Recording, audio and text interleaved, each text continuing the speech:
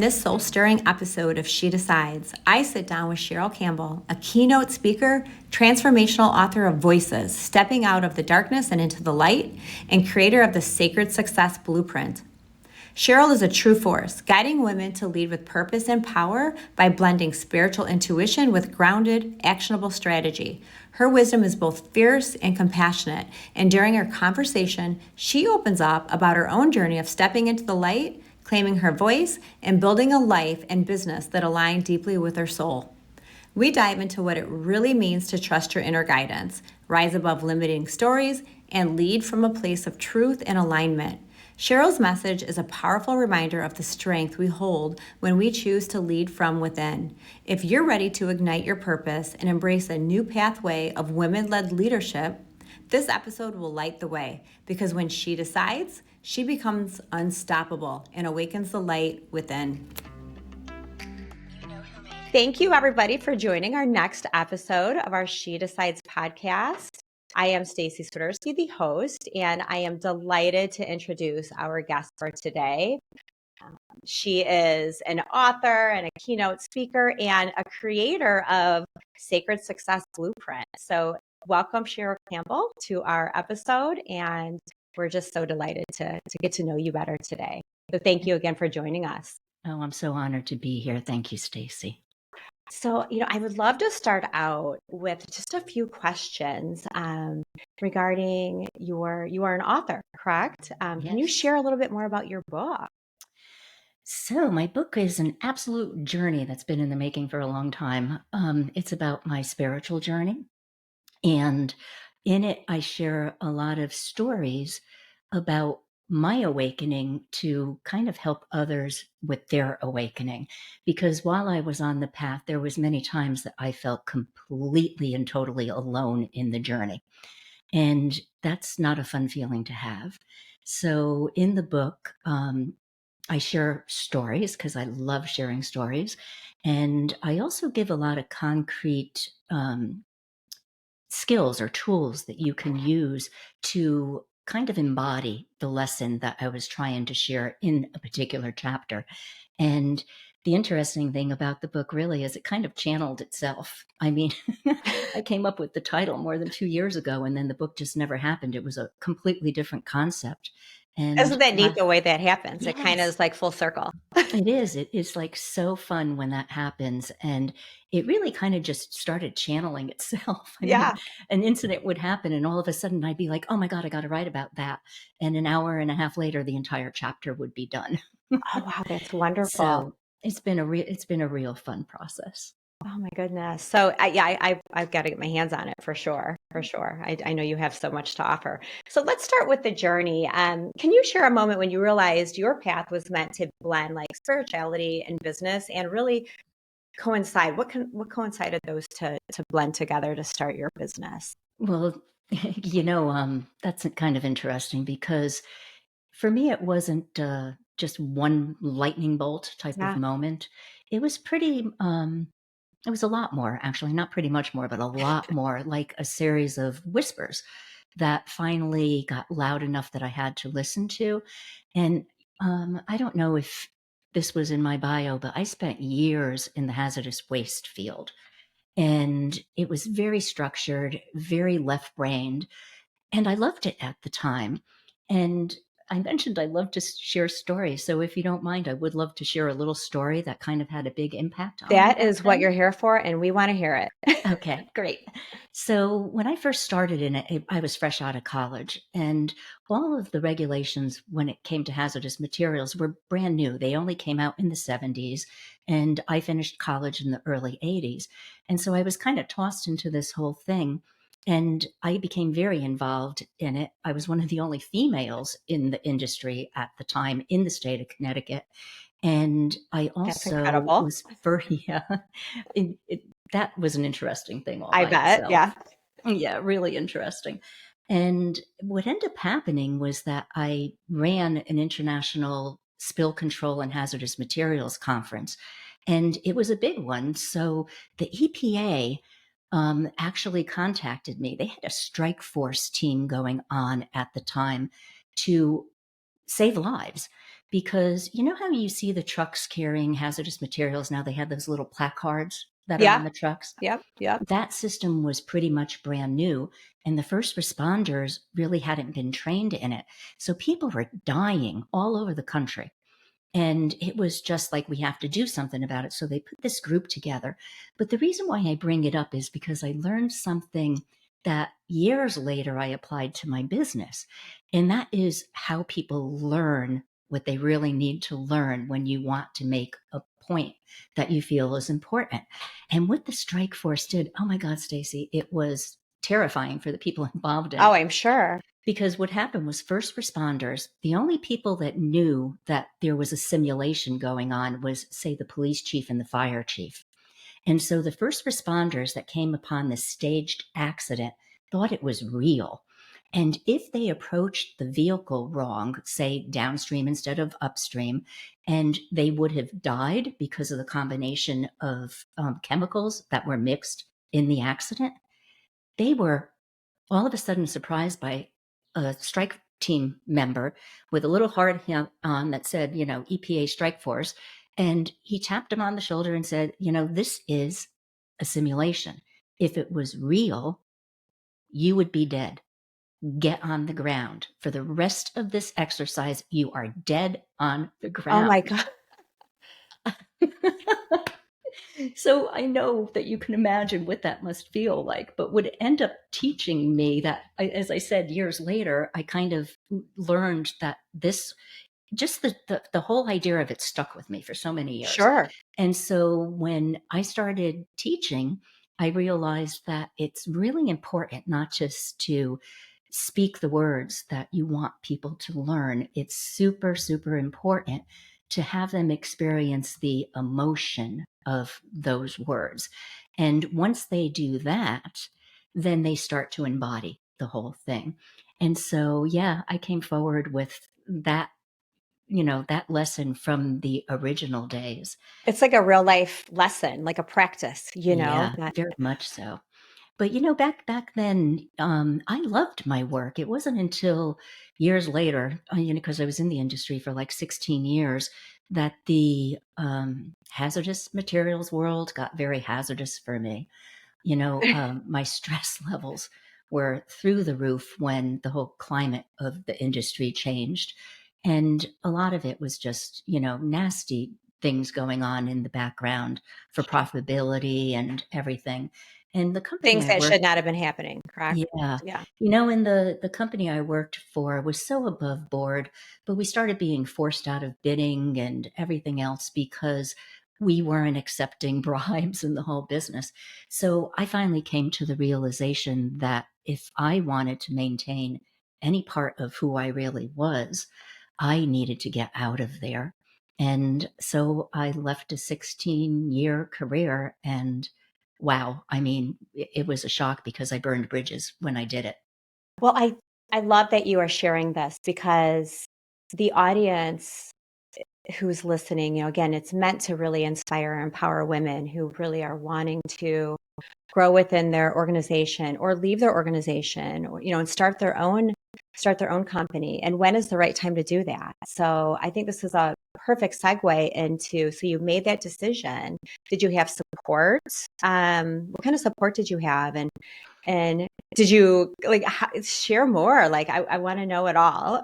Yeah, I actually didn't have very much support at all at the time because there was a little caveat to the whole thing, and that is that the business I was in was a family business.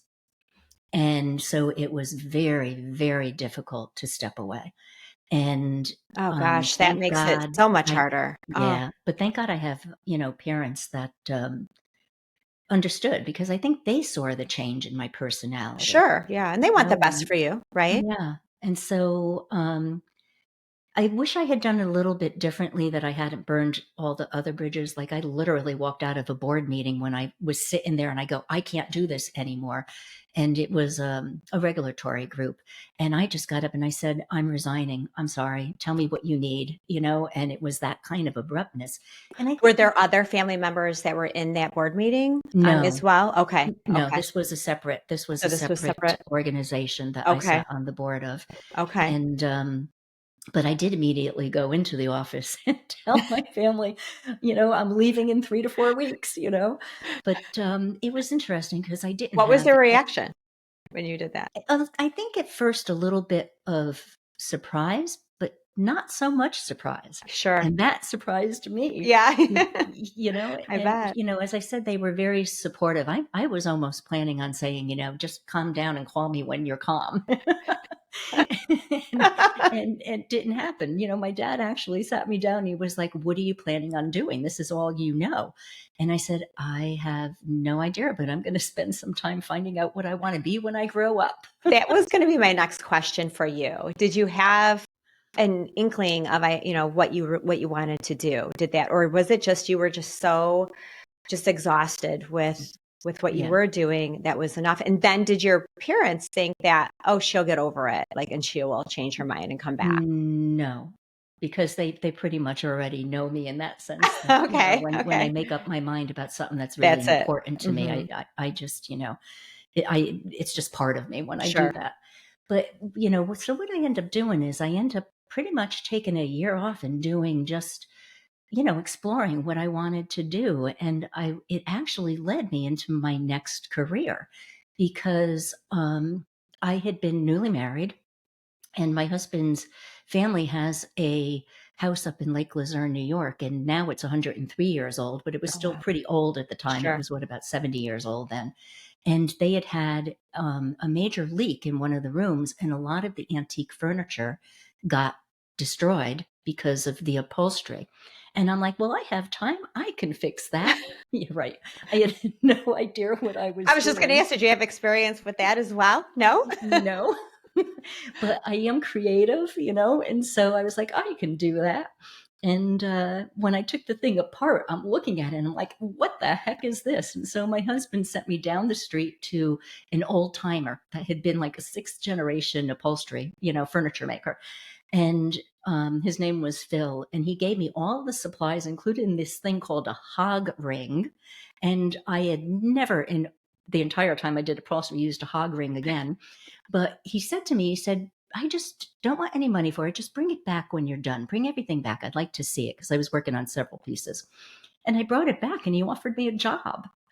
And I was like, okay. And I'm thinking, well, what's the pay going to be like to this? And to my surprise, it was under $5 an hour. So I went from earning an extremely good income to earning less than $5 an hour to learn a trade, of all things. And I was with Phil for less than a year, and he kicked me out. He sent me with a professional sewing machine. He actually gave it to me. All right. And said, go start your own business. And so that's what I did. So a little over a year, we were in the process of building where I live now, and we made the lower part of the barn my workshop. And so a little less than a year later, I opened my own business, and I went on to um, do interior decorating and all of that. And so My it goodness. was very joyful at the time because it was so creative, just, restoring this beautiful old furniture back to its glory, I mean, So, Phil really did you a favor. I mean, yes, isn't it just so amazing, the people that you meet, in your path, that, it's just, you don't realize it at the time, but it's setting you up for what's really meant to be, yes. if you just listen and you maybe And take a little bit of advice here and there, and yeah. just really branch out. And that is the key, Stacy, is letting things branch out and following your intuition. Because, as things moved on with the upholstery business, I loved it. I really loved every aspect of it. But I think it was somewhere around 2005, maybe 2006, that I built myself a website, because websites were I'm definitely aging myself, because back then when you did a company website, you'd put out a press release because it Okay, was okay. big news, you know? So I built myself a website, Hey, and it's it still big was news. gorgeous, you know? But, it kind of was like that Field of Dreams thing. You build it and they didn't come at Yeah, first, you sure. know? Yeah, yeah. Yeah. So I hired somebody to do my marketing for me, to market the website.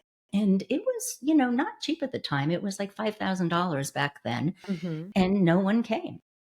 And they said, well, that's because we didn't have enough money. We need another 10. And I'm like, no, you don't. Like, I don't think so.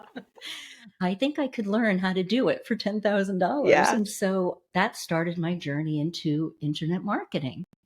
And, So so it again, was. though, it was like you are learning along the way. Yes. And one thing led to another, and I followed one path. And within a year of doing that, I realized, wow, this is really fun too. And I was doing affiliate marketing, and I love to teach. And I was a little ahead of my time on this, unfortunately, but I was teaching mobile marketing by 2010, and not everybody had mobile I phones. was going to say, who would have known, right? Now look at us today. Yeah. And, I was trying to do a lot of stuff getting business into our town too, by getting them to do websites and Facebook pages and mobile marketing. And, I was going to promote it as the little town, that embraced new media. That's what it was called at the time, new media. And You were like it was, a little marketing celebrity there in your town. it was just so funny. But out of every business in my town, I couldn't get one of them to do it, because they're like, Facebook, that's a fad. Mobile. Who wants to carry a phone around with them and be that connected? Oh my goodness. Isn't It it was how really funny. times have changed? Yeah. Wow. Yeah. Wow. So I did close down the upholstery business because I was having too much fun online. Well, I And was going to ask you, how did that, so you ended up just fully jumping into the marketing. yeah, one day I realized that, wow, I'm making more money doing this than I am doing that. And it's a lot less labor, lugging You're couches onto around. something. Yes, yes. A lot less. And it's right at your fingertips, really, Yeah. and you enjoyed it, right? Not that you didn't enjoy Yeah. right. So, oh my goodness. Yeah. Well, you are literally such an inspiration, right? For women, for everybody to just keep your eyes open and dig in. And I think learning is always, that's something that nobody can ever take away from you, Yeah. right? And when you can learn a new skill set, it really just opens the door to really the ultimate success, for Yeah. whatever you want to do and something that you really love doing, right? hmm I always said that I'm a teacher at heart, but I am a student for life. There you go. There you go. Student for life. There Yeah. you go. So let's talk more about your leadership with entrepreneurs and just how all that developed as well. That actually was also a very varied road with a Yeah. lot of, a journey with a lot of curves and a lot of bends. When I did first start out, I was doing affiliate work, and I was having so much fun building websites and everything. And I started participating in groups. I had the really great privilege of being part of a mastermind group with John Assaraf, and he put us together with. There was 8 of us, women from around the world, and all of them started wanting to know, how do I do that? How do I get a website up without spending $10,000 to have one built? Because back then, unless you knew how to use WordPress, it was all wireframes, and you Mm-hmm. really did need to know what you were doing. So I started showing them how to do the WordPress and everything else. And it's not like it is today. Again, I don't mean to keep on going back and saying it was No. different, but it Yeah. was. If you wanted a buy button on your site, you had to code it to get it in there. Not this drag and drop that you Now I was have going to say, now today. it's just copy paste, drag and drop, and there you go. Yeah. And some people still have trouble with that. Right. Yeah. I you know? mean, it's yeah. So, I started working with women, and it was it was wonderful. It was so much fun. And then I just got more and more into teaching. And as I started changing what I was doing, I got into e-commerce. I was developing products that I sold on Amazon. I had a digital magazine in 2011. All right. Again, a little bit ahead of I my was going to say, I time. think you were probably one of the first back then, right? I mean, It was 2011, yeah. one company that developed it, so you can do it. And it was a real process, but yeah, but a little bit too ahead of it, because it was difficult to market, but and very time consuming because I Well, was doing all the interviews myself and everything. and then, with that, obviously there's the tech piece that you've learned, self-learning. Mhm. But in addition to that, what about the content, and you just had mentioned you were doing the interviewing yourself. What about like even the digital design? Did you do everything yourself in the beginning? I did, Wow. and it was designed to feature women entrepreneurs. I love And it. so I had some wonderful, wonderful guests and cover ladies.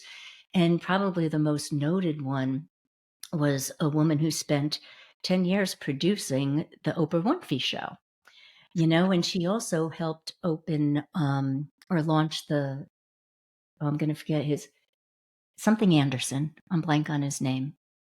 Oh, not Anderson Cooper. Cooper, Anderson Cooper Cooper? Anderson? Anderson Cooper? Anderson Cooper. Yes. Yep. Yep. And his show, and so she was her name was Rachel, and she was amazing, but she wanted to get out of the big production stuff and step away from it and start helping women to know how to get media contacts and that kind of thing. But I met the most interesting people, and it was all their stories. I had some authors that contributed monthly, and then I always did a little marketing piece, and that was really fun because I would do marketing, but I also would incorporate some of the stuff that I love. Like I love to cook, so I would put, here's a recipe for You your could throw weekend in your kind of own little thing. tidbits. Yeah. Yeah. Yeah. Yeah. So that was a lot of fun. But honestly, as it evolved over the years, it's the marketing that started getting to me because marketing, the way that it was taught, and I did learn under some of the greats, they're originals, they're fantastic, but very male oriented, very Sure. Yeah. masculine. And there's nothing wrong with the masculine. Right. But when it's not balanced with the feminine, it comes across as that kind of snake oily kind of feeling where you're feeling pushed into something that It's you a little don't want. overpowering. Hmm. Yeah. Hmm. And it just felt really icky, for lack of a better word, to Yeah. me. And Well, it so I wasn't your started sense of moving away. style either, right? It No, wasn't, not my, yeah. yeah. And at the time, I didn't know so much that it wasn't my style. Hmm. Right, right. You're just going with the flow, right? Yeah. Learning and Yeah. And of course, it's what you taught because it was also best practices. So even all of the courses that I was offering started feeling off. And even though I started incorporating my own style of copywriting on my own websites, I didn't feel confident teaching that because it was against everything that was being taught. So it took me a while before I acknowledged that it's a good idea to combine the energies. for sure. And when you were teaching, did you primarily only teach to women at the time? Yeah, except when I taught e-commerce. Okay, sure. There was a span when I don't know if you know the name Mike Filsaime, but he has developed a lot of softwares. And if I were to name them, you would know them. He would build Sure. these software things and then sell the And sell business them off, and right. create new. And he did a new one called Groove Cart that was a lot better than Shopify ever would have been, But when he first did it, he expected people that knew what they were doing to join and buy in. And he got a lot of newbies because everything was so fantastic compared to Shopify. And Hmm. he had no one to teach it. And so when I taught the Groove Cart stuff, then it was ironically mostly men. Females were a little afraid to get back into e-commerce I'm at the sure. time. Right, Yeah, right, right. Well, yeah. wow, that's incredible. So you've overcome deep fears around like the visibility piece. What advice would you give to someone who feels called to lead, but is, really kind of scared to be seen? Um, That oh my goodness, that is a big one because it's I mean, it really so reminds me of what you just shared, like not many women were willing to take that on. yeah.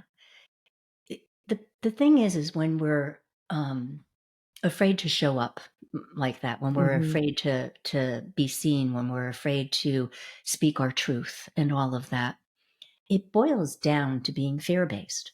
It We're really does. we're afraid that we're not gonna be accepted, that we're not gonna be loved, and I know that deeply because me growing up, I had a really horrible speech disorder, and I was made fun of from the day that I learned to talk.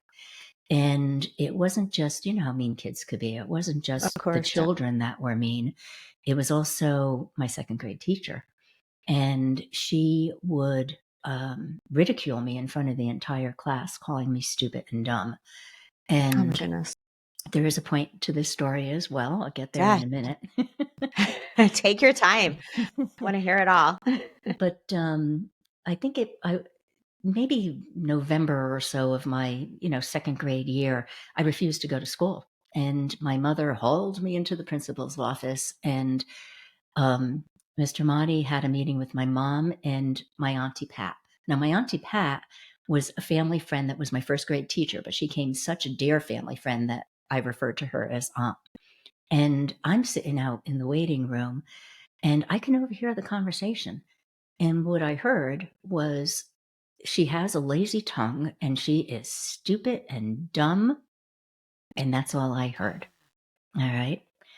And So then here comes insecurities. I lived with that for years. Here, two of my favorite women, all right, thinking that of me.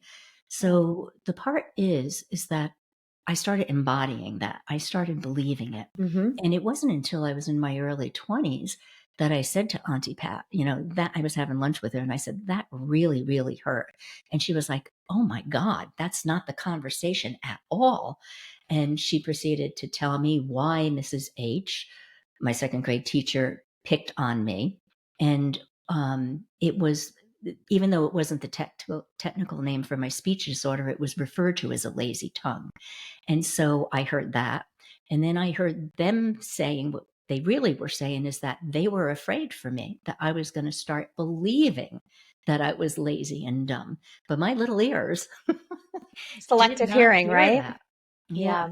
And so the reason why I do share the story is because a lot of our fears, the fear of being seen and all of that, things like this happen to people. Everybody has childhood traumas. And In because one of way or it, another. Yeah, yes, absolutely.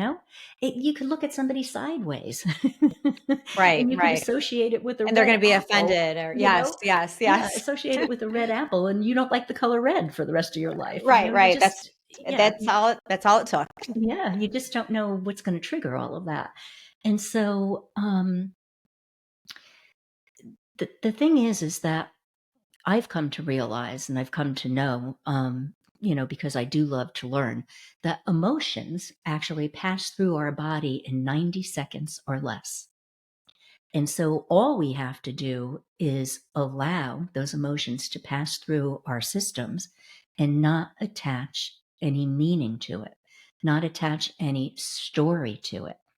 So if I didn't attach the story when I was a kid that it was safer to not be seen, not be heard, I better stay quiet, I better stay in the background, and then relive that story every day, reaffirming it, telling that story enough that it got into my very mitochondria, Sure. and Yeah. totally in my system that I, carried it forward, that then it took almost my entire adult life to get rid of that. Is it possible or how do you not allow that those stories to really have it affect you so personally? Yeah, well, Um, current is one thing and past is another. All right. mhm, Current emotions passing through you when you get angry or, something triggers you, whatever it may be, you feel hurt. You literally, it's not that you're detaching from your emotions because you never want to do that. mhm, But what it means is that you kind of stand aside as the observer of it. Oh, wow, that really triggered me. mhm. Okay, let's just let it flow through my system. I'll Right. look at it later, And you then know? think, is there truth to that too? Right. Yeah. And then with the past traumas, it's, I just personally don't believe in going back and analyzing everything. Why do you want to bring past issues up, and Right. live through it again? So I am one of those that don't believe in therapy. Don't, it's like, don't drag it on, just acknowledge it. And when you Acknowledge it and acknowledge move it, on. then there's like a consciousness that comes to the forefront of your mind when you do something, and so it's like, for example, I talk very easily on camera when Mhm. I'm in a safe space. And even though in my environmental career, I was thrust into speaking events where I had to speak in front of big groups of people, I'd be shaking in my boots, but each one was a lesson, and growth. But, you know, when you speak in smaller groups and everything, I'd be quite fine, but forget about social media or anything like that. No, because what will people think? Right, right, right. And so there was the perfectionism and everything else that fell into play. But once I started understanding that and became aware of it, I would take a step back and I'd go, okay, I guess I'm not quite over that yet. That's all right. What can I do to move forward? What can I do like a 20-second thing? Can I talk about something I'm completely comfortable with? Right. And Like so kind of work really your do, way. yes, so Yes. baby steps. So Yes. when you're afraid of being seen or anything like that, one of the things that really helped me, and I would recommend to everybody, if you're in that position, is acknowledge it and accept it, because being that way helped you become the person you are today. All right. And it's only going to get, if you think it's, oh, that's not good, it's only going to get better as you start working through Yeah, these things. I agree with that. So if you acknowledge it and you work on it and to improve it, it can become a thing of the past, right? As you feel Yes. more confident and the more you Yes. do something. Yes. Yes. And the key to it, though, is that absolutely no blame. You don't yell at yourself. You don't have those terrible negative thoughts in your head. I'm stupid. I'm dumb. I'm lazy, which was my mantra for years. Right, But, right. And when you talk to it, yourself like that, nothing comes yes, good out of that, right? Then you start yes. believing it. Yes. And so there are little things that you can do. I mentioned one already, that you could speak in private groups where you feel safe and you're willing to, go on and do a little video or whatever. But also everybody has cell phones today and they all have voice memos.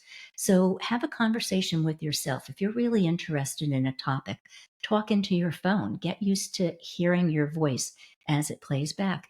And also now everybody uses Zoom. So Right. go into Yeah. your private meeting room and record yourself and do it as often as you need to become comfortable. And you will become comfortable. Right, You right. know, Well, I again, the mean, look key at though, no blame, right, no no blame. judgment. Right. And I mean, you've come from a place where you absolutely were terrified to speak, and now you are teaching people how to feel comfortable doing so. So that's just proven, reason that we can all learn from that and we can all improve. And I think it's important too that to share that nobody's perfect. We're all, we're going to continue making mistakes. We're going to have hiccups, but that's okay. The best of the best do it. You know, You nobody is know, perfect. We all have our flaws. Stacy, you just, I can share a recent story with you. I was over here. The entire book, all right, is about embracing the presence, being present and being very intentional and all of that. And when it came up to my final deadline where the book was due, I was still writing because these chapters kept You on had more to coming to say. me. Yeah, and I, they're literally like being channeled. I'd wake up in the middle of the night. Oh my God, I have to write about that. And so I put a lot of pressure on myself because I had this deadline. And at the same time, it coincided with a even bigger deadline for media. All right. It was going to be, I don't know if you're familiar with the Binge Network, Hmm. but, Yep. we were going to be on live, one of their newest live streams. And so that was major pressure that I had to get ready for, and Yeah. everything converging at once. And everything was in flow, though. I mean, I was in complete flow. I'd be working on the book, and before you know it, it's like 2 o'clock in the morning. And I'm like, oh my God, Cheryl, go to bed. You've been at the computer for like 17 hours today, kind of thing. And so one morning, I woke up 3 hours later because I was up really late. And I said to myself, you need to take a break. All right. So let's take a bath. All right. I said, I'll do the Epsom salts and I'll do some candles and some nice music. And I'm like, oh, yay, I'm going to have a bath. But I had been so busy, I hadn't cleaned the tub in a couple of weeks. Oh, gee. So what I do is I spray down the tub with all of these cleaning supplies. And I said, all right, let that soak for a minute. I'm going to go back and do one more chapter while it's self-cleaning, basically. The next thing you know, it's 4.5 hours later because I was in flow. You were right? still in that flow mode. And I go, oh my God, I don't have time for a bath anymore. All right. So I'm going to take a shower. So I was not present. I completely forgot that I had put all of the cleaning supplies in the tub. So you may know where this is going. All right. Mhm. So I turn the water on, I hop into the shower, and the mat crumbles underneath my feet, and I go crashing down, and I broke, they were hairline fractures, but I broke 3 of my ribs. Oh my goodness. All right.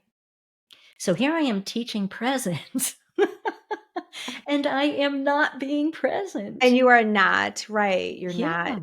Even though Yes. I was in flow with everything else, Oh my And gosh. so it's just, to your point about not being perfect. No, we're not. We're all human. No. And we're always going to slide back. With my marketing, I still catch myself marking what I refer to as the old paradigm of marketing. And I have to remind myself, no, that's not me anymore. That's, yes. Yeah, we have evolved. Yeah. But, I'm actually just healing from the ribs. This is like, I was going to ask you about how long ago was that? oh, recent. I mean, it's only been about a week that I've even been able to drive. Oh my goodness. So it And was very so for the recent. ribs, like there's really not much you can do with that, right? But No. keep it like a wrap or something, where No, you they don't even don't recommend even do wraps that. anymore. Oh my goodness. But, even that, it ended up being a blessing, believe it or not. You are Because, finding blessings from everything that you're doing. That is so amazing. yeah.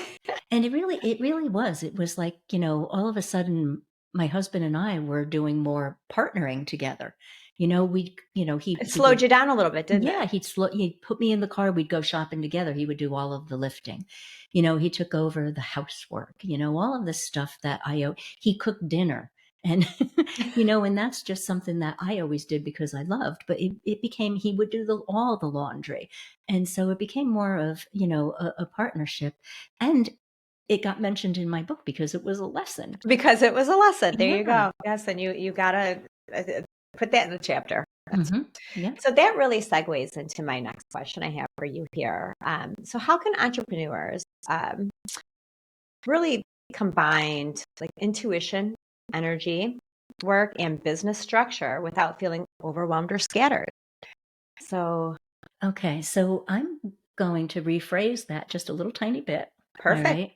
If you don't want to feel overwhelmed or scattered, incorporate all of these things into your life. All right. Because it does take away the overwhelm. And I know we mentioned the energies before Mm-hmm. that are in your business. Mm-hmm. And I'd like to talk about that a little bit because it Yeah. really does take away the overwhelm. It also takes away some of the chaos that goes on. But when there's 3 energies that I love to see in people's businesses. You do have the masculine, you have the feminine, and you also have your inner child. All right. And each one has its place. And nothing really functions well without all 3 being in balance. Because all of, my businesses before I started applying this, all of my websites and everything else that I've done was very masculine heavy. And that's when it was a struggle to get, a product out or a launch done. It was, it felt heavy all the time. All Sure. right. And I never followed my intuition. And it's when I did bring the feminine into my business and I started following my intuition, it got better, but still a little serious. And so it's once I realized you need to bring in the energy of the inner child too, so you could have a little fun And balance it out. and balance it out, that it really made a difference. And so the masculine energy is definitely your structure. It's like the container that holds all of the business part, It's kind of the your base. Yes. sales funnels, your email marketing, all of that. But the feminine flow, just following the intuition makes such a difference. And then again, the child brings such fun. So when you approach it that way, it just makes it a lot easier. And it really is just part of who you become. And it's also easier, I find, when you set an intention for the work that you're doing. So I used to try to do this. Now I do it automatically. But that is every time I sit at my desk, I set an intention, because we're all energy beings, and the energy around us and in your office and everything else makes a difference too. So have things around you that you love. You want, And yes, set yes. your intention for the day. I do this thing, I call them invocations, and mine's a little elaborate, but it doesn't have to be. It could be as simple as going, today I intend to work with ease and grace. Today I intend to do everything in flow. Today I intend to be a little bit kinder and more aware in my communications. Whatever it is, that little tiny thing makes a huge difference. And it also keeps you calmer for some reason as you go through your day. So with that being said, let's say that, you wake up and you just have a very busy day, and you feel like there's chaos everywhere. Mhm. What would you then, what would you share with, say, a really busy entrepreneur that she's just really spread so thin, and to speak to themselves? So first thing in the morning, what would you share with them to do? Don't get out of bed yet. Okay. All Oh, right. Don't get out of bed yet, because so don't even get started with your day yet. don't even get started with your day. And I'm only asking for 2 minutes. Yeah, yeah. Yeah, don't get out of bed yet. Actually sit there and breathe, all right, before you even do anything else. And I know that may sound silly, breathe. We all breathe, but breathe with intention. With You can intention, do a yes. box breath. And if you're not familiar with a box breath, it could be a 3 count, a 4 count, a 5 count. But what you do is you breathe in, say for 4 counts, all right, and you hold it for 4 counts. And then you exhale for 4 counts. And if you do that for 30 to 60 seconds, all right, it's going to relax your nervous system. And when you do that, some of the stress is automatically going to go It's away. going to go away. The next minute that I'm asking you to stay in bed is for you to reframe your thoughts. Because if you get going and you go, oh, my day, like this, that's That was me exactly. this morning. Yes. Well, that is, and hopefully your day's not like that still, but Not that now. is. No, like I said, you bring a sense of calm. But yeah, it's like that sets the frame of your day, that first couple of minutes. And so if you can just calm your mind, and you don't have to stop your thoughts, just calm your mind by saying, ugh, it's been a rough start. I acknowledge that, but I choose to go through my day with a bit of calm. All right. So you've made the choice, and choice is so empowering. So empowering. Yeah. Yes. And so Yes. choice is so empowering. And so that took less than 2 minutes. Took me longer to explain it, but that Yeah. literally only takes 2 minutes. And then you can get up. And then as your day starts getting a little hectic, all right, if it does, because things are coming at you left It'll and right, happen, right? just adjust again. Do it again. Walk off to the bathroom, to Give whatever. yourself a timeout. Yes, a little timeout. Set your watch, your phone, whatever you're using, for 2 minutes, another 2 minutes. And then just, even if you just do deep breathing exercises, again, it's going to calm your nervous system, and the stress is going to mitigate.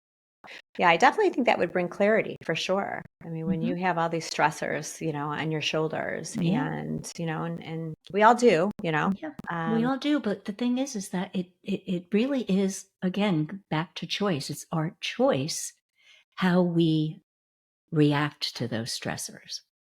yeah, absolutely. Wow. I love your advice. Don't get out of bed yet. Stay still.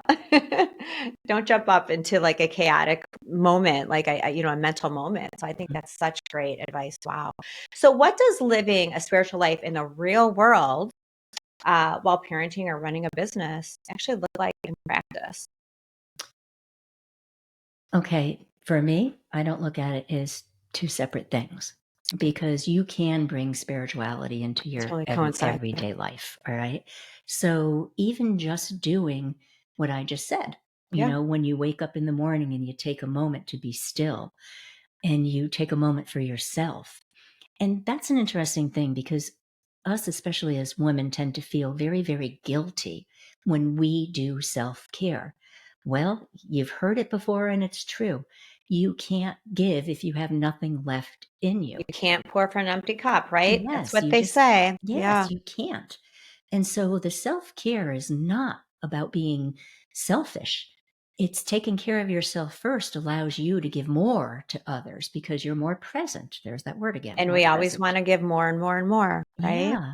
Yeah. Yeah. And so, in everyday life, it is just um, you're opening an email and something triggers you. All right. Take a moment, pause. Don't respond quickly. All right. Take a Mhm. moment to reflect, why did that trigger me? And then put it aside and say, I'm going to answer this with kindness instead. All right. That's bringing your spirituality into things. I love Parroting, that. parroting instead of, I had twin nieces that used to throw, temper tantrums, and Barb used to get so like, and I've had time to reflect on that because it's like, what would I do as a parent if I had, then versus now? And the way that a parent could react to anything like that is, your child is upset. All right. And we have a tendency to yell because we want them to do this and we want that perfect little kid, and you're out in public and you're embarrassed and and so you really aren't helping the situation when you react in that way. It's So almost like you're escalating it. yes, Point. exactly. So instead, if you again take a breath, all right, and you say to your child, there's something going on, I know you're upset, mommy needs to take a breath, would you take a breath with me? And you take a breath together, all right, and then you go continue the conversation, but with compassion. No judgment or anything against your kid. You're not behaving, you're not what I expect you to be. And again, everybody wants to be seen. So the child, probably the second that you aren't criticizing and giving them the compassion of, let's take a breath together, they're being seen. And it may just Right. completely calm the kid down. Completely change the Yeah, situation. and that is embodying spirituality. That is That spirituality in is, your yes. everyday life. So it's not two separate things that you have to incorporate one into the other. It's just being aware.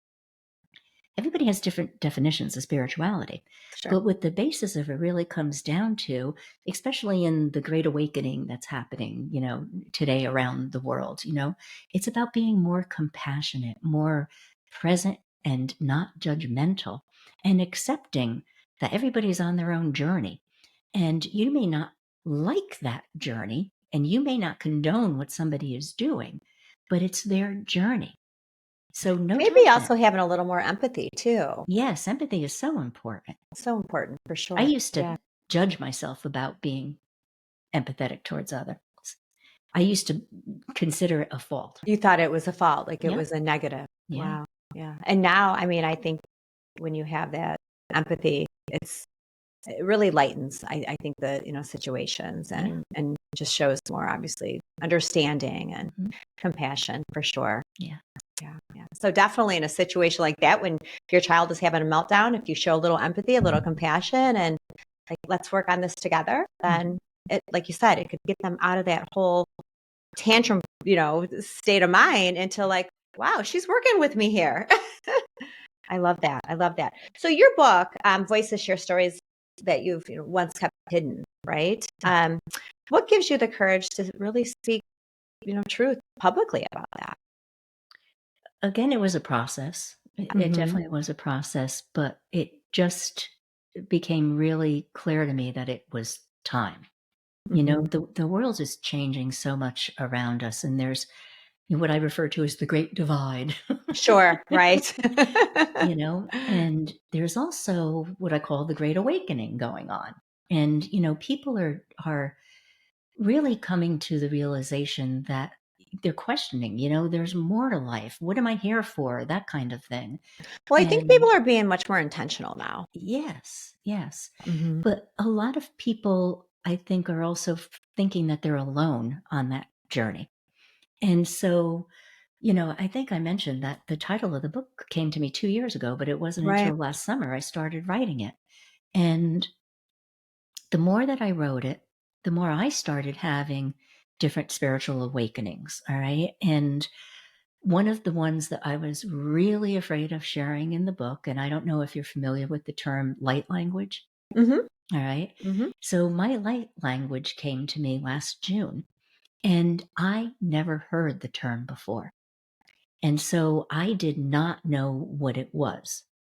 And it's funny, even though I didn't know what it was, with everything that was going on with me, the term speaking in tongues came to me. And, and kind of it is like, that voice coming to you. Yeah. But Mhm. when it started for me, I started with hand language. And so I'm like You were doing all of a okay. sudden all Mhm. this different movement. And then toning came to me.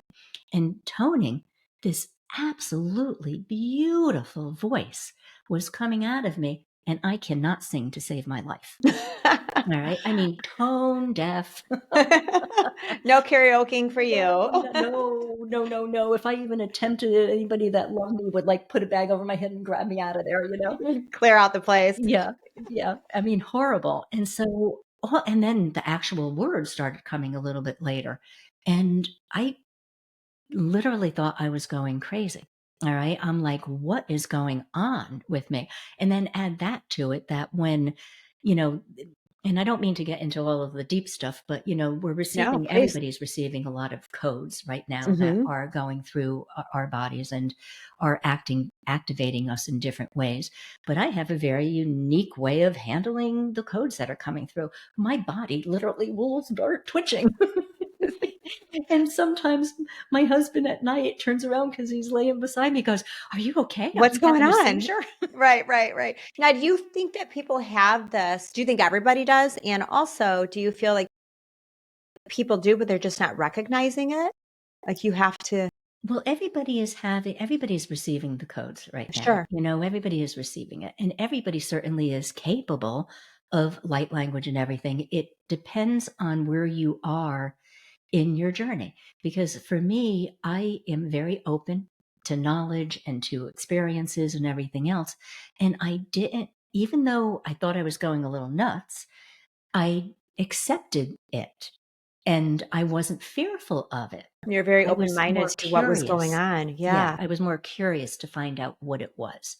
And so, when things aren't steeped in fear and you are just curious about what's going on around you, it opens up a lot more. And then when you're ready to receive the gifts, I believe everybody on this world is walking with gifts that they're meant to share. All right. I agree And with that you too. have to be Mhm. of the right state of mind to experience those gifts. And when you're ready, they will come. And if you're not ready yet, you're still exactly where you're supposed to be on your journey. So again, there's no judgment on Right. anything. So it's really just a level of acceptance and realizing that you're going to hone into this. Yes. Yeah. And love, not just for everybody around you, but love for you. For yourself. Yes. Yeah. Yes. It truly is, it starts inside. It Yeah. really does. And so if you don't love yourself, start taking some tools that will help you get more familiar with yourself. Stand in front of the mirror. Hardest thing that you can ever do. Look yourself in the eyes and say, I love you. All right. And that could be so powerful. And when I was going through a really, really rough time several years ago, someone told me to do that. And they actually gave me the phrasing. And I wish I could remember who it was, because it was somebody I was learning from, but Mhm. I don't remember their name. And I literally used to look in the mirror, and I sometimes couldn't get through it, but every day I got through it a little bit more. But I would say, I love you. All right. I honor all the good that you do and all the good that you will do. I love you and I will never forsake you. I love you. I forgive you for all of your trespasses. Wow, that's I love powerful. you. Wow, And that's it's really really powerful. hard to do. It's super Yeah. easy doing it when you're not looking in the mirror. Sure. Right, right. But when you have to literally look at yourself and Yeah. say that and mean it, Yeah. yeah, that's And little by little, you do start forgiving yourself for these imaginary wrongs. well, do you think that's why people find it to be really hard? Because there's a sense of they just don't feel like either A, they're good enough, they just feel a sense of regret, or that they've done something that they feel is so wrong, or maybe it was wrong in the past, right? We all make mistakes, we all have sins, right? Do you feel it's just a matter of they can't just forgive themselves? But yet we forgive other people, Yeah. right? And again, it is just that self-love. And I think that's why if you do the mirror work, it is really important to say, I forgive you for Mhm. all of your, trespasses, and everything that you Right. think you've done wrong. Because honestly, we judge ourselves so hard. S When I used to Very have the harsh on yourself. automatic thoughts in my head all the time, I was 95% negative. And one day I just caught it and I was like, oh my God, I would never speak to anybody like that. Why am I speaking to myself like that? And it took me, I was so ingrained in negative thought, it took me probably 10 years to get rid of it. But there wasn't guidance back then. People aren't as open as they are now talking Mhm. about these subjects. Another reason why it's so important to share your experiences, because other people are maybe farther along on their journey, but there's so many people that are not far along on their journey and they're going through the same kind of pain that you went through. And if you have a tool or a skill that will help them navigate it with ease and grace instead of pain, why would you do them the disservice of not sharing that I love information with that, them? and yeah, and you just never know what somebody's going through either, right? Yeah, And it could be something that you don't realize it's gonna help them, but it does tremendously. yeah, And yeah, definitely sharing that is, it could be life-changing, really. yeah. You hear Yeah. some stories sometimes about people that were like, contemplating suicide to the Right. extreme of it. And Yeah. then one little tiny word of kindness that day From a complete stops them. stranger even, you know? Yeah. It could just be anything. Yeah. Yeah. Yeah. I love that, and, like you said too, it's like we are so harsh on ourselves, right? Or, we treat other people with kindness, but we really need to treat ourselves with that same kindness. Yes. Um, So important because once you treat yourself with that kind of kindness and truly love yourself, um, and as I said, it is hard for people to do. So you just keep on trying. But yeah. you will find that all of a sudden your relationships deepen and, you attract more people of like mind. Right. We're gonna And say the people that really matter and yeah, like-minded people. it Yes. has a real ripple effect. I love that. I love that. So how do you stay grounded during periods of spiritual awakening, especially when life feels chaotic or unclear? All right. So again, it really is um, not something that is separate. Right, right. It's very ingrained. And so if you So just just take being some in tune. yeah, if you just take some of these practices and incorporate them into your daily life, um, you know, becoming conscious of your thought patterns and becoming conscious that you want to be more empathetic and you want to be more compassionate, or you don't want to be angry anymore. You don't want to feel stressed anymore. And so every time you're stressed, you become aware I'm stressed. What can I do about this? All of that is part of the spiritual awakening. So it really is embodying your new thought patterns and your new into your daily life. All right. Mhm. So that little 2 minutes about getting up, before you actually The hop out of breathing, bed, yes. that right there is something that is going to help you through all of that. And I look at chaos in a in a unique way, or a way that I like to share. I'd like to invite people to think about a big raging storm. All right. And I love the ocean. So I'll use the ocean as an example. The waves are, whipping up, and the storm clouds are just dark. And you know what it's like. You can Yeah. envision just this Yep. Yep. massive storm. Well, that's our busy, busy lives. All right. There's all kinds of chaos around us. And it's really because we're taught that we need to hustle, that we need to do this, and we need to succeed in this. And you've got to finish your college applications, and you've got to do good in school. And we put all kinds of pressure on ourselves. And so there's constantly this raging storm around us, and our bodies don't like that. Our nervous systems hate it. All right. And it's why we live in such high stress. It's also the cause of many diseases. As you know, stress is the culprit. And so you have this raging storm. But if you realize that all you have to do is go down to the stillness, because if you were a diver, all right, and you drop down 20 feet, 30 feet, that raging storm isn't up there anymore. You're Right. in stillness. Right. Right. And so that's our clue, all right, and that we need to be still. And years ago they used to say, meditate, do this, and you'd have to sit there, and you're only going to find spirituality if you go to the mountains, like that kind of stuff. Go on a No. retreat. It's nice if you could do that, but you don't have to. It's finding that moment of stillness. It's pausing. I think really just being aware, Yes. right? And pausing. Just pause. It's so Stopping the important. madness. Yeah. Again, it's like arguments. If you're getting triggered, just pause. And then when you pause, you're able to think.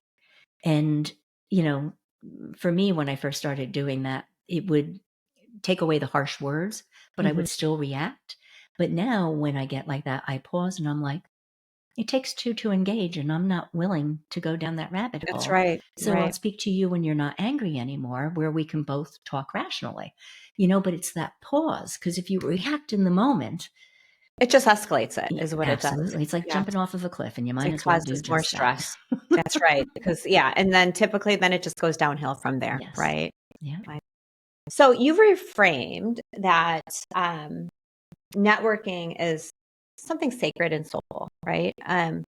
What does aligned connection mean to you in both business and life? And I feel that you're going to share the same, that it really is all together, correct? There is no business and there is no life.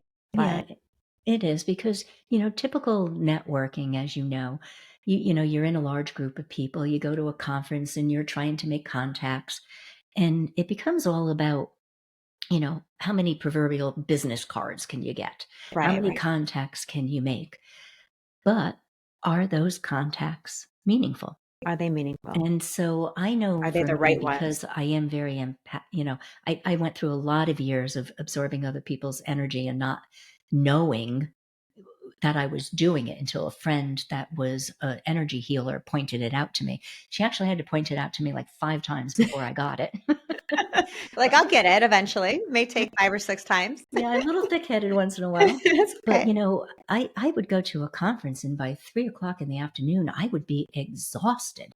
And the last thing I would want to do is do that afternoon networking. And I was at an event probably around 2010 or so. And I just was like, I cannot do this. And so I took a walk outside and I said, I'm not going to do it. There you go. I'm going to make the And I choice, said, and I'm I'm just not. going to go find one person to talk to. All right. And so when I went back in, I did find one person to talk to. And then we found another person to talk to. And ironically, from that event, I am still friends and or acquaintances with 6 of the people I met, and it's 15 years later. All right. And so what I realized, and in hindsight, because you never really realize that you're going through this gaining of knowledge, or whatever you want to call it, until you reflect back on, oh, that's when I realized that. But because that day I was feeling like everybody was just having these conversations.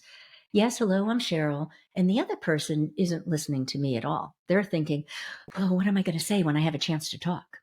Right. Their mind is, they see your mouth moving, but they're not They're listening, not listening right? at all. Yes, And yes. so the minute that I changed that conversation and really listened, actually, her name was Cheryl. All right. When I started listening to Cheryl, and that's when the communication really started. And that's when the relationship was born, That's what and makes it the meaningful yes, aspect of it, when you really can listen and you can connect. yes. Yes. Yeah, and don't be afraid what you're going to say next.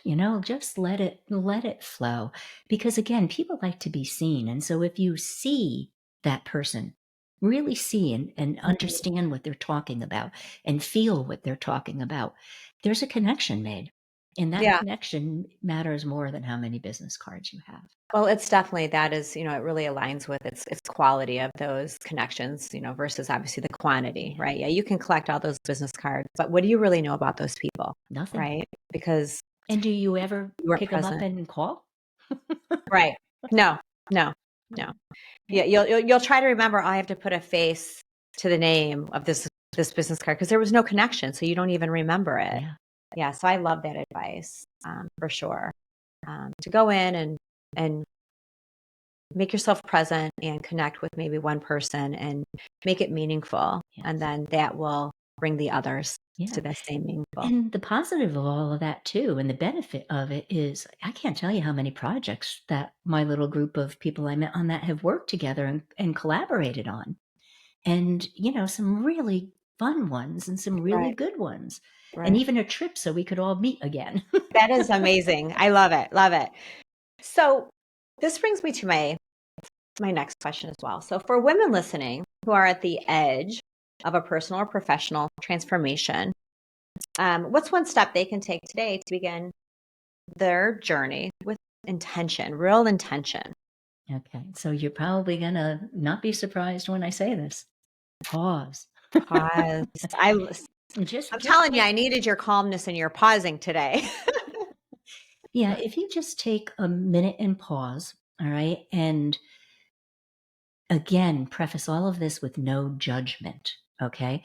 Don't bitch at yourself that I should have made this decision, I should have made that decision, I wouldn't be where I am today. It's like, don't have any judgment at all. Just pause and really start asking yourself some important questions. And so, some of the questions that I invite people to ask themselves are, what speaks to my soul? What will make me happy? What will bring me joy? All right. And then don't overanalyze it. Don't feel like within 5 minutes or even a day or two that you have to have a 5-year plan. All right. You just are open to it because when you start asking questions, the subconscious mind wants to answer them. Right, So right. if you have no expectations of the answer, you may be really surprised at the answers that come. Wow. And just like taking it in, living in the moment. Yes. Yeah. Yeah. And And letting that calmness. it's not that you can't plan. You don't want to do that kind of thing and not take action, Right, right, right? But so you always want to do something to move yourself forward. But it could be baby steps. It doesn't have to be big steps. It could be, okay, today I'm going to reach out to 10 people on Facebook and make new connections. Or today I'm going to go and do this. And wow, I've been wanting to put this course together for a while. Today I'm going to outline it. And then in a week you may find out, no, that's not it. But it's okay. It right, really is right. You okay. reflect on that, and right Yeah. with, So it's yeah, just really important to find what without overanalyzing again, but what brings you joy, what brings you happiness? Because when you come from that itself also puts a different energy around you. And when you're at that kind of vibration from that good, joyful energy, you attract the universe wants to answer you and it right, puts right. opportunities in place. And I don't know if we have time for me to share another quick Of story. course. Yes, yes. So that happened to me recently. All right. Because I mentioned that last fall and everything, I was getting really fed up with the male dominated marketing and Hmm. everything.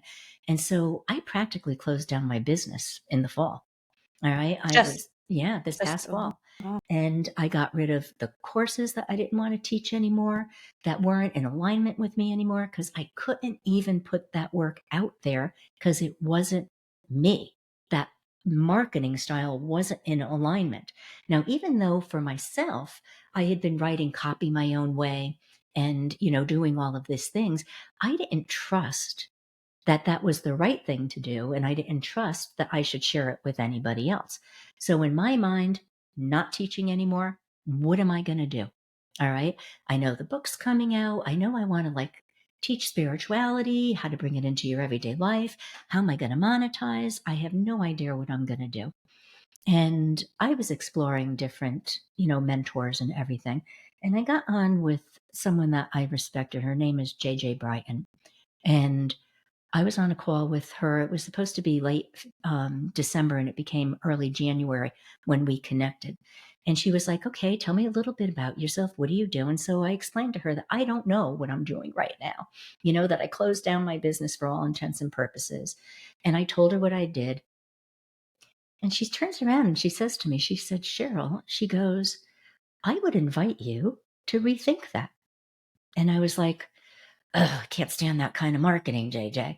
And she was like, well, let me tell you, she goes, in my community, I have an awful lot of women that are spiritual and they don't like that kind of marketing either. So they don't do well in courses that teach that.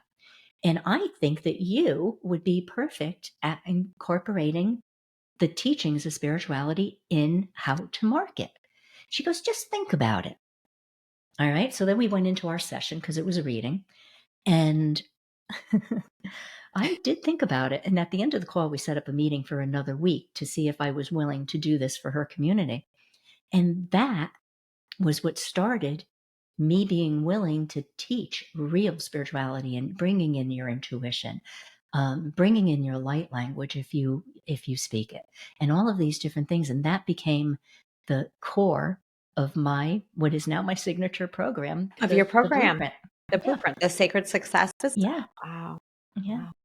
That's amazing. And see the timing of that, And right? Because you were ready just to throw it all out because it wasn't fitting into that mold that you thought the marketing Yeah. should And the have lesson been. there also is to don't do it all yourself when you're trying to figure this out. Because if I hadn't spoken to her, of Right. course, the way that I end up speaking to her I was was, going to say, was divine timing. It was that divine timing was timing. pretty incredible. Yeah. But you do have people in your life that you can talk things through. And when you talk it through with somebody, they tend to see things that you don't see in yourself. I never would have thought to do that. And it's kind of like, the trees through the forest kind of thing. It should have been a natural thing for me to think of, but it wasn't because I was too close to it. Well, isn't it ironic as well? Because as you're sharing this, now if somebody were to bring this to you and it was their issue they were going through, you would have gave them very different advice than you're giving yourself right at the time, and you're ready to just throw it all away. Yeah. So again, I totally agree with ensuring that you are talking about it and being open-minded to exploring feedback even from somebody else. I think that's everything. And it just opened yet another door for you to do something that you are so incredibly, passionate about. And again, surrounding yourself around those like-minded people that are meaningful, those relationships. And I think naturally you will just, the doors open, right? And the ideas come. Yeah. And So again, it's all energy. incredible. It's all the energy. It's the vibration you're at that you attract things at that level. And the more open you are to it, the higher vibration raises and the more good things come your way. I think that's incredible. So is there anything, I have a few questions fun questions. We call them our rapid fire questions at the end of our podcast. But before we jump into that, is there any piece of advice or any words of wisdom that you would like to share with, entrepreneurs or just women who may be going through a challenging time, in their careers, or just in their life?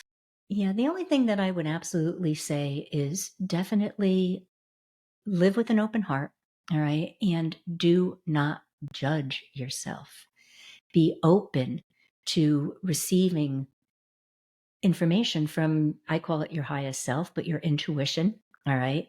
Be open to that and be just live with an open heart and open mind. All right. And be as kind to yourself as you are to others, because that makes a world of difference. And know that wherever you are in your journey, all right, everything is being done for you. There's never anything being done against you. The universe doesn't work that way. All right. So even in the worst of circumstances, there's something that your soul is trying to learn in that lesson. And it's not there to punish you. A lot of the things that we think are the horrible things in our life are really there to teach us something. Yeah. And be open to that. And so no matter what happens to you in life, you always get to choose how you respond. And the moment that you start choosing to respond with love in your heart, things always get better. Always. Yeah, that's incredible. That's great advice. And I agree. When you feel there's a hardship, or there's usually blessings that come out of those. So They're not I, always easy to see, and the journey no. is not easy. And It's you might not. not see it right away either. And Yeah, maybe, it may take years. I was going to say, it may be a ways down the road, but eventually, like, it's an aha moment. You're like, Mhm, okay, that's why I went through this. mhm. And I that's do know why, that if you approach it, though, you know, like your response, that choice that you have, and you approach it with an open heart, it's going to be better for you, because Mhm. it doesn't add all of that nastiness to our systems again, the fear, the regret, the things that just get us mucked down in the density of being Mhm. human, you know? Right, And so right. if you approach it the other way, you'll be a lot lighter. Yeah, yeah. And definitely try to learn, right? Yeah. Learn from it for sure. So, all right. So let's get to these rapid fire questions. This is the fun part. Um, I enjoy it anyway. So, and they're pretty quick. So, we ready for it? Okay. What's a mantra or phrase you say to yourself daily? I say so many things to myself daily. Um, Oh my God, and I am drawing a blank. I do blessings everywhere I go. So all of them are mantras. It's like with my water every morning, I bless my water. All right. And I say with every sip, I said, may our beloved Mother Gaia's lakes, rivers, oceans, and stream be replenished and brought back to their natural aligned balance. So I do all of these little silly So that's like things, your you know? mantra. That's amazing. Yeah. And so I'm always doing blessings. And so I have literally a ton of mantras that go on You throughout got, I say, you throughout the got to, day. you could write a book just on mantras. That could be your next one. Okay. The second one, intuition or strategy. What do you lead with first? Always in intuition, but then always in the framework of strategy if you're an entrepreneur, because Yep. Yep. you need that framework to make it work.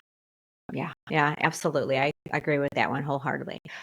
Early morning meditation or nighttime journaling? I'm not a journaler. Okay. I'm not. I love to write, but I'm not a journaler, You're not journaling. right? And so it's always morning meditation, and it changes daily. My favorite this time of year is being outside barefooted, you know, and meditating outside.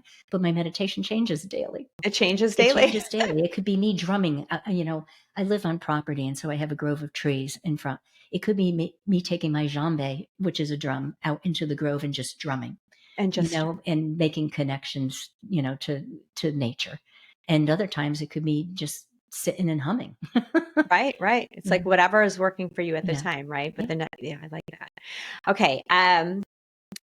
What is the most spiritually aligned book you've ever read?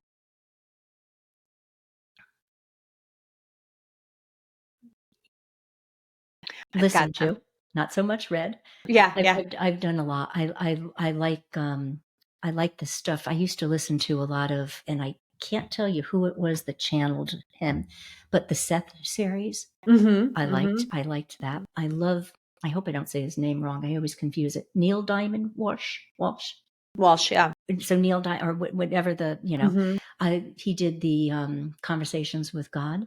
I Mm-hmm. thought those were really interesting. And again, I have to say one thing about doing anything spiritual as far as learning is concerned. All right. Always use your discernment. You know, Mm, you take what resonates with you, and then you discard the rest. Leave But the rest also be behind. Yes. open-minded enough that maybe you're just not ready for the rest yet and possibly revisit it in a few years. Right. You Put it know, on a but shelf if you need to. yeah, but just don't believe, that this is all there is when you hear something in the spiritual teachings, because you have to trust your gut. If it doesn't resonate, we are human. And even Right. the You don't want to force channelers, it. they channel through their own experiences. Mhm. There's very few pure channelers out there that are, pure conduits. Right. And Right. so always use discernment when you're learning anything about anything. Right. Right. At any time, right? Yeah. So Not just anytime you're learning. spirituality. Yeah. Okay. Two more. The one thing that instantly brings you back to center. My breathing. And also, I have this little energy routine that I do, that I just use my hands, and I come up and then I put them back to the ground. And I always set the intention that, I'm connected and that I'm calm and that I'm rooted. And I have this little 5-minute energy routine that I do whenever I'm not connected. And it brings me right back to feeling grounded. And a lot of times, my hands you can't really see on camera, but a lot of times I sit here doing this kind of thing as I'm working, and that calms me down. I would say that's just the calming. Yeah, it's just, it's practice. like I'm weaving some kind of special message that I know nothing about, what it really means, but it calms me. And so And I'll did do that just naturally started happening? Yes. Correct, is what you had shared earlier. Yeah. Okay. All right. So the last is your go-to way to celebrate a small win. Oh my. Actually, this probably will sound corny to most people, but I am in gratitude when I do that. I And you had, accept it, that yeah, gratitude. I Yeah. had a wonderful day yesterday, and it's, I can't even remember what the situation was, but I was like so grateful that it went that way. And I was just like, I am so grateful for that. Thank you, And so for me, it really is gratitude. And then if it's a really big win, it's just doing the little jig. Just The you little just dance. get up and you do the little dance and everything else. Oh, And so so fun. So fun. Well, again, this has just been incredible. And I'll tell you, it has really calmed my start to the day. so grateful. Yeah. And so I have gratitude for you. So thank you so much. And thank you for sharing your time with us. And I know that so many of the listeners are going to really, really get something positive out of this podcast. That makes me very happy. Thank you so much for having me. Yeah. Thank you so much. Thank you.